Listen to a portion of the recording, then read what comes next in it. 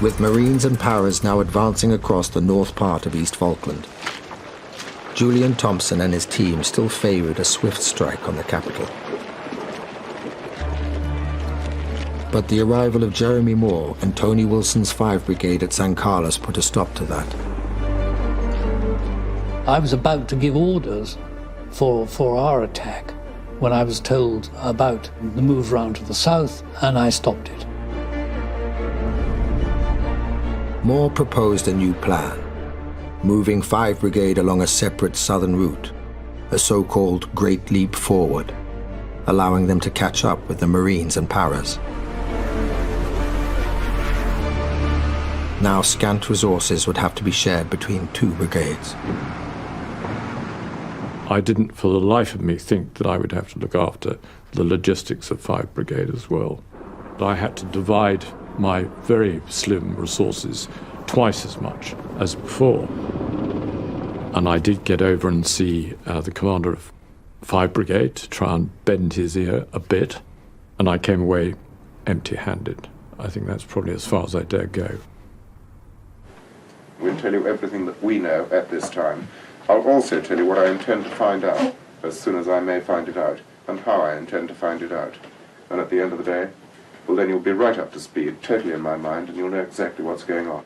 Tony Wilson said the intelligence is going to be so good that you'll know the name of the man in the trench opposite. And we all thought, yeah.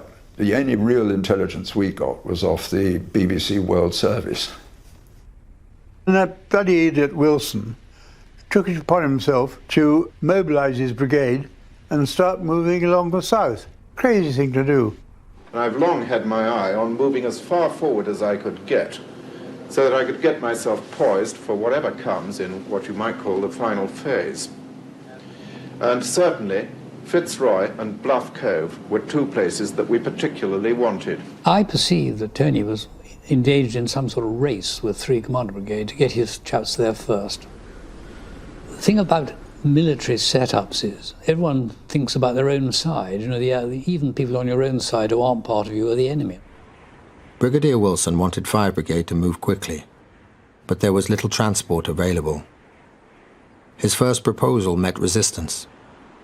Well, John Crosland was one of my favourite officers. I love John Crosland dearly, because he's a sort of complete rebel. Tony Wilson wandered in and said, "I want you to walk to Fitzroy." And John looked up and said, "Brigadier, are you pissed?" Well, one of the principles of war is concentrate your force. And we were spreading ours out. And it's like not having enough Marmite to put on your bread and butter in the morning. If you start spreading Marmite on the wrong things, you'll end up with nothing worth eating. The idea that we should attack from coast to coast with inadequate combat and logistic resources, and most of all, an inability to communicate from the headquarters round to the southern flank. I was shocked when I heard, and I even tried to argue with General Jeremy Moore, who wasn't in the listening mode. And it was the first time I felt, during the entire war, that we might actually lose this war. It was a very silly thing to do, in my opinion, because to start with, the only way down there to take supplies and people was by sea. And it's a 17-hour trip round, so you can't do it in darkness. As 3 Commando Brigade consolidated its positions around Mount Kent, 5th Brigade began their Great Leap Forward. Most of the troops would need to be moved by ship. But without the knowledge of other commanders in the field, Brigadier Wilson decided to fly to Para to secure Fitzroy by commandeering the last remaining Chinook helicopter. We shoved as many soldiers as we could into that Chinook, and we kept cramming them in, and when they didn't fit any longer, we literally booted them into the helicopter and got them in. My brigade recce troop were on some high ground overlooking Fitzroy, about 10 miles away. And they saw a Chinook landing at Fitzroy. We assumed, because the Argentines had Chinooks, that it must be some kind of raid. And so we started to call down an artillery strike on the helicopter. And the guns were being heaved round from pointing that way to pointing that way. The senior gunner realised that it actually might be our own. So that at the last minute, the strike was called off. So we nearly lured a Farmation regiment onto our own side because we weren't kept in a picture as to what the hell was going on. But 5 Brigade's troubles were only just beginning.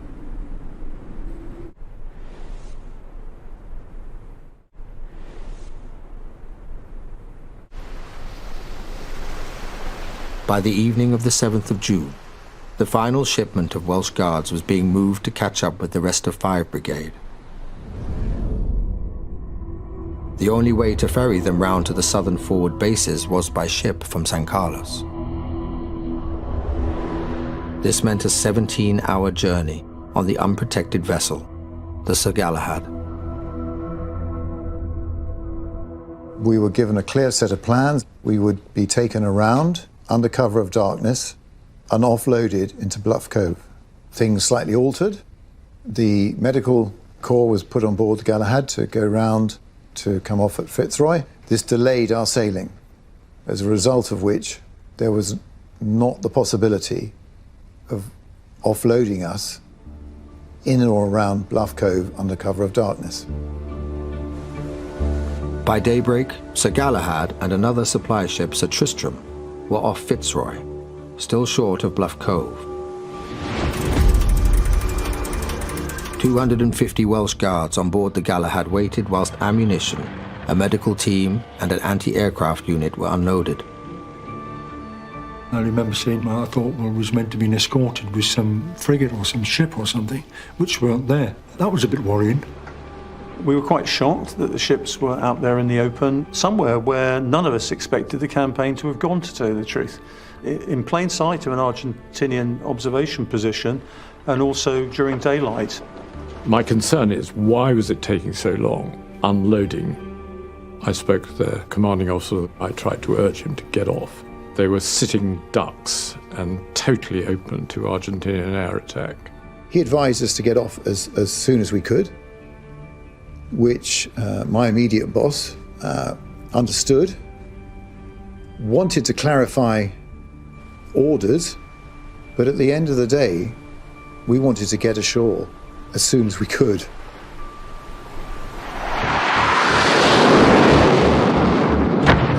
The Skyhawks came in to attack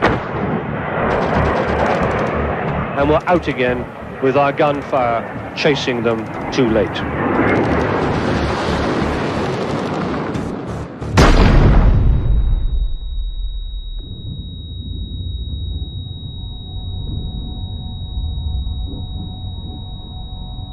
There's a massive explosion. The whole ship rocked and everything went sort of instantly black. There were a load of lads burst through the door and they just shouted, "The ship's been hit." We knew nothing until we saw the black smoke billowing out of the landing ship, Sir Galahad. I was physically lifted up and blown probably about 8 feet backwards. You breathe in, and you're breathing in this toxic mess. And you shout out to everybody else, get down on the floor. In that moment, you were so vulnerable. You just felt like a child that's been completely immersed in some appalling experience. We were now on our hands and knees. We couldn't go back because we had guards coming in behind us. We couldn't go any further. It was just absolute pandemonium. I remember turning around and saying, we're done for. This is us. There was a couple of lads with their heads on fire.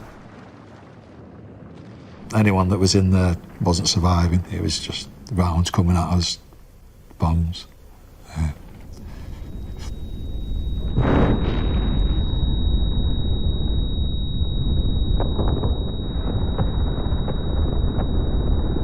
We looked to see if there's any more casualties, but I think anyone in there was gone. Just horrific, really. I've never seen anything like that before, and probably never seen anything like that afterwards. Sorry. Every boat and landing craft went out to help. The unanswered question was why hadn't they been used 5 hours earlier to get the men off as soon as they'd arrived?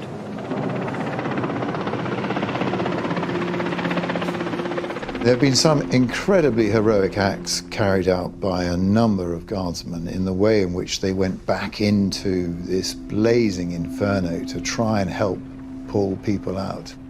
The way in which they came together to get themselves off that boat was outstanding. I think it needs to be recognized.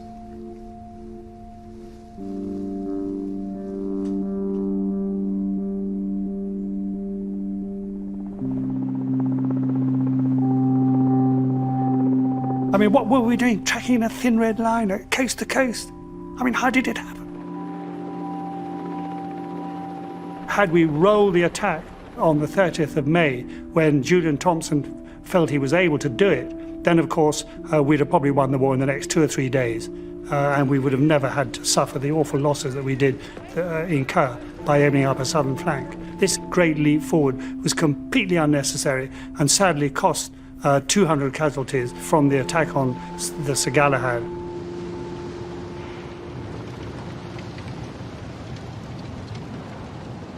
I was fortunate enough to be the captain of the Welsh Guards rugby team.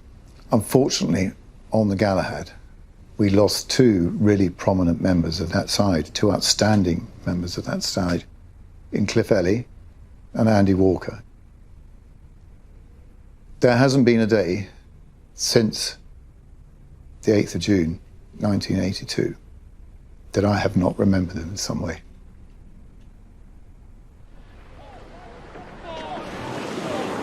"32 Welsh Guardsmen lost their lives, along with 11 other servicemen, and 5 crew members. 150 were wounded. Despite the setback of Fitzroy, the war still had to be won. The advance on Port Stanley was blocked by a ring of mountain-top defences, and time was running out. Admiral Woodward said that he was unable to sustain the carrier force at sea beyond mid-June. So in Wellington's words, it was really a very close run thing.